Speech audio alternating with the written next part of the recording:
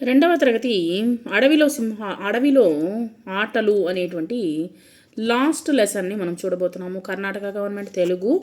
క్రింది ప్రశ్నలకు సమాధానాలు రాయండి. ఏ కాలంలో చెట్లు చిగురిస్తాయి? వసంతకాలంలో చెట్లు అనేటువంటిది చిగురిస్తాయి. అడవికి రాజు ఎవరు? అడవికి రాజు సింహము.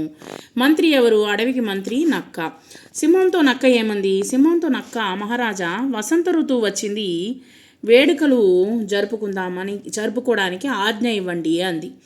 ఏనుగు తొండంతో అందరిపై ఏం చల్లింది? ఏనుగు తొండంతో అందరిపైన పన్నీర్ అనేటువంటిది చల్లింది. చిలుక ఎలా పలికింది? చిలుక తీయగా పలికింది. ఖాళీలను సరైనటువంటి పదాలతో నింపండి. నక్క అందరికీ స్వాగతం పలికింది.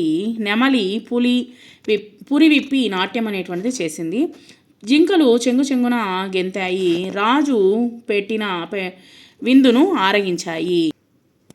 తర్వాత జతపరచండి. నెమలి పురివిపి ఆడింది. చిలుక తీయగా పలికింది. కోయిల కమ్మగా పాడింది. సింహము మహారాజు, నక్క మంత్రి. క్రింది పదాన్ని సొంత వాక్యాల్లో రాయండి. వేడుక, వసంత కాల వేడుకలు జంతువులు జరుపుకున్నాయి. సభ, అన్ని జంతువులు సభకు హాజరైనాయి. స్వాగతం, నక్క అందరికీ స్వాగతం పలికింది. నాట్యము, నెమలి నాట్యం చేసింది. ఇక్కడ వచ్చేసి వాక్యాలు అనేటువంటిది రాయండి. ఇక్కడ వచ్చేసి వాక్యాలు అనేటువంటిది రాయండి.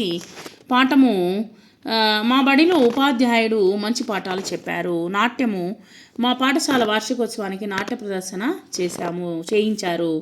మా బడిలో జరిగినటువంటి ఒక హాస్య నాటకము చూసి అందరం నవ్వడం మొదలుపెట్టాము.